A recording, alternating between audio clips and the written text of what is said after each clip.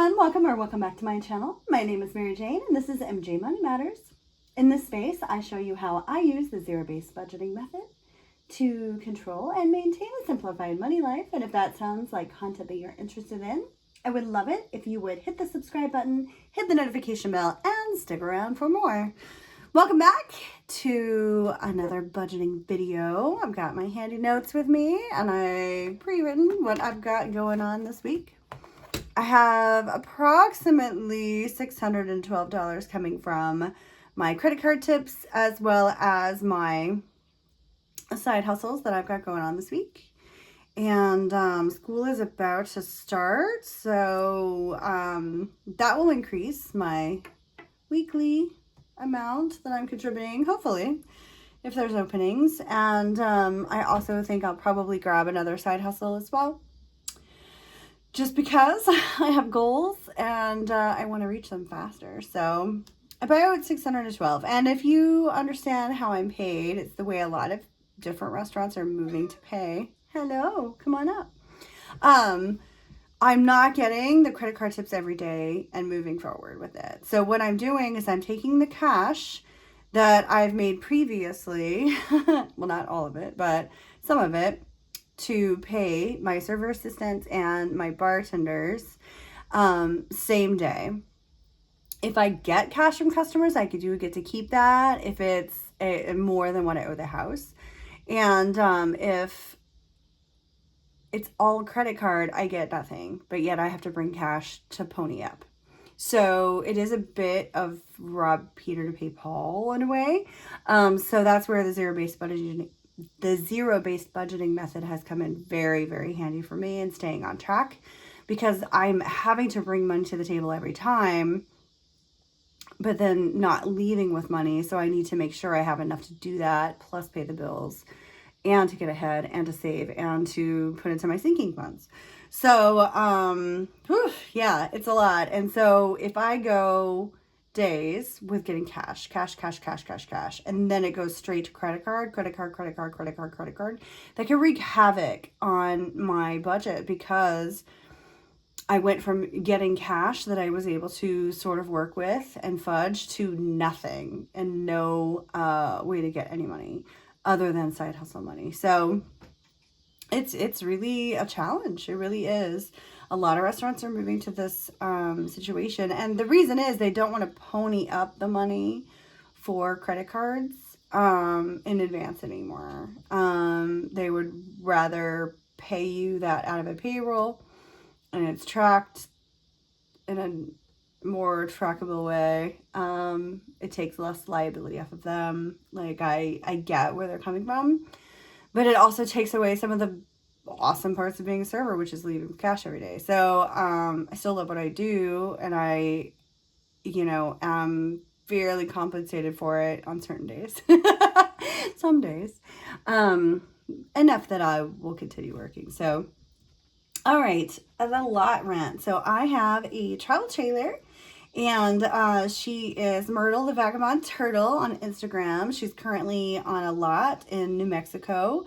It's kind of a long story, but I went to a place that was advertised as an artistic colony, and it was not. It wasn't anything they advertised it to be, and honestly, I think it's a bit of a Ponzi scheme. So I went there to see how things went, and I did not purchase a lot. I was just renting. And so they kind of kicked me out, honestly. And so I didn't have the money to have the hauler bring it all the way here yet. It's a lot. It's $5,000. Which, for a licensed and bonded guy that's going to put it on a flatbed and bring it and specializes in vintage RVs, like, I get it. I think that's a fair price quote that he gave me. But I don't have it just yet. So it's literally on a lot, on a ranch. Just, waiting for us to be reunited. So I pay her $200 a month for it to sit on her land. Detroit box. So I have two boxes. I have one in Dallas and I have one in Detroit. And that's where all of my official mail goes to, either one or the other. Most of it goes to my Dallas box. Some of it then gets moved up to my Detroit box. And that's for a lot of different reasons. It's for professional reasons. It's for corporate, my LLC registration reasons. It's for anonymity. It's for safety of things. I do get my Amazon packages here if it's like under a certain dollar amount, and there's some protection there if it were to get stolen. But things that I really care about, things that have my social security number on it, bank statements, and things of that nature are going to go to my boxes, and then I will physically go and pick up my mail. They're manned stations, and they sign for my packages and such. So I pay $35 for the Troy box, and then I pay around, I think it's $26 or $27 a month for the Dallas box, and that's going to be less because I pay 6 months at a time. And I like to get that with this too. I'd like to be where I'm just paying these things about, twice a year, maybe once a year. And of course, when you're paying in bulk like that, you get a discount. And I will continue to stuff that envelope, like that I do with the Dallas box. But, that savings does add up, right? Every dollar adds up. But also too, it's just one less thing that I have to deal with, the more moving parts you have, the more can go wrong. So it's like, I'm just trying to keep it simple. Keep it simple, stupid. All right, Paramount Plus. I paid them $7 because I love my Criminal Minds. No, I watch lots of stuff on there. And, Ghosts is on there. Evil is on there. NCIS. So that's one I enjoy. For $7 a month, I get a lot of use out of it. So I feel no guilt about that at all. Prime. I put some money towards Prime the other day, and I had to borrow against it, so I'm still putting money down there. My auto insurance. So my auto insurance also covers Myrtle and all the things inside of it, plus my car, which I drive sort of a luxury vehicle. It's not sort of I do drive a luxury vehicle, so it's pricier to insure. $270 for all those things wrapped together. My tip bank. Let me skip that for just a sec. My tip bank, I'm going to put in $30. Whenever I get cash, I do replenish my tip bank. I know last night I ended up with $10 in cash. I just added it in there. So, I think, what did I pay? Like $33 tip out last night. So, I'm constantly refreshing the tip bank, but I don't want to pull out of envelopes I've already done, even though I do end up having to do that sometimes, because I work so hard to separate these things to meet certain goals. And so it sucks when it's like I have no choice but to pull it out of an envelope. And so the last thing I want to do is pull it out of savings. But I did have to use some savings today. I had to take my cat to the vet. She got hit by a car. And she's going to be okay. They think. You never say never. As of right now, she's going to be okay. But it's a reason why I've worked so hard to have money put aside into savings, because it was not a stress for me, the money. It was like I was able to take her and not worry that I was not going to be able to give her treatment because of money. I had it set aside. I was happy to do it. And that peace of mind when something happens is invaluable. I also had serious car trouble this week. I had a flat tire out of nowhere, which I have the warranty at Discount Tire. So I'm like, in my mind, like, this is no big thing. I was able to get my car there without having to get it towed. I'm like, it's all good. We're gravy, right? And they were like, oh, well, you have insurance on this tire, but we don't have that tire in stock. And the closest tire to it is $150 more. So then it's like, out of nowhere, I had to come up with that $150 on my person. I was like literally rating my tip money that I keep in my car. I was like, though I have this card on me and that card, you know what I mean? It was awful. So I was able to scrape it together barely. So I was like, okay, because I had money on cards at home, but I keep them in the safe away from me so I won't spend it. But then there was an emergency and I didn't have access to it. It was like, oh my goodness. This sucks. And I literally thought I was going to have to borrow it from a friend. Like, could you sell me? Like, and I'll pay you back later today. Like, it was embarrassing too. And then like an hour later, it was like finally my turn, and they got it in the bay, and I'm like, okay, I'm good to go, right? This is going to be soon. I've already waited like an hour and a half at that point. And they were like, well, so it said that we had the tire, but we don't. So our stock was off. And the nearest tire is $500 more.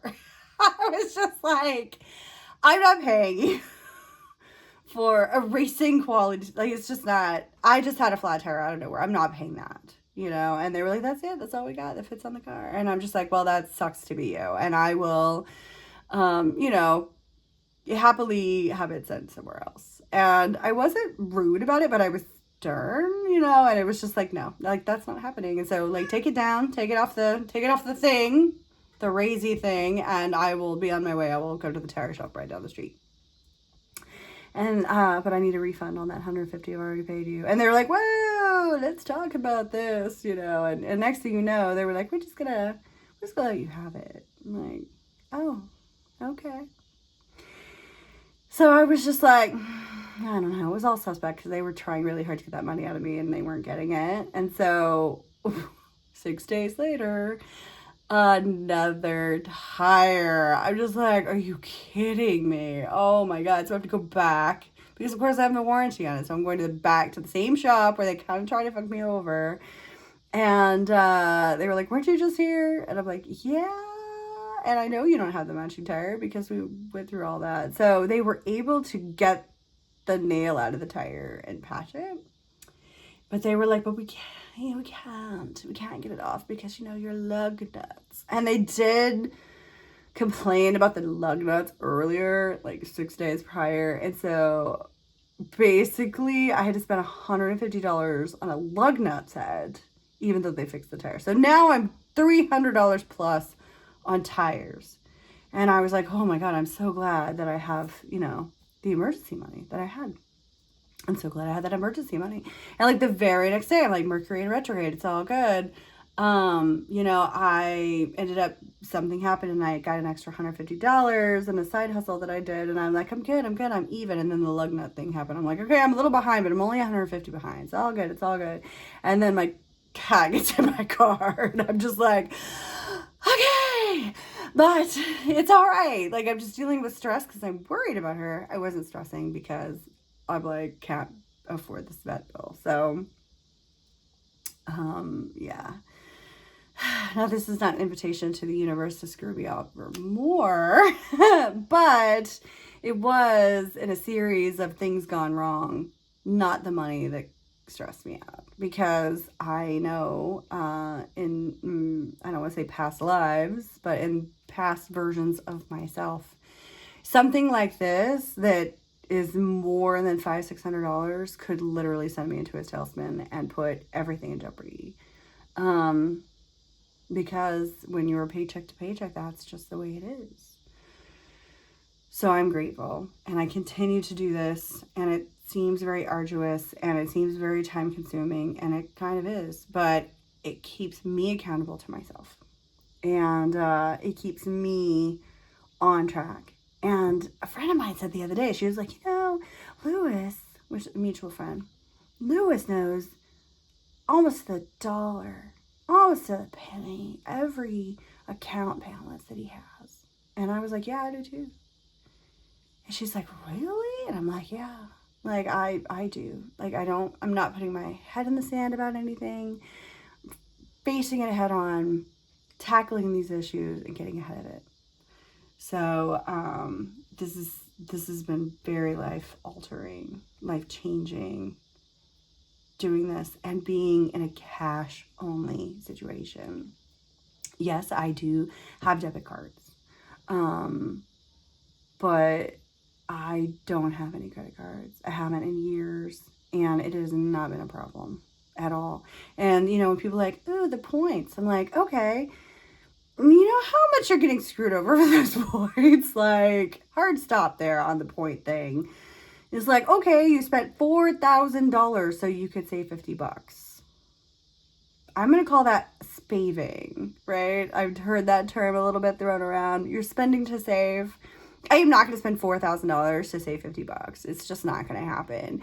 And tempt myself in ways that I know I'm not good at being tempted like that. I've already been through that temptation. It's not good for me. I don't do well on things that aren't just forward moving.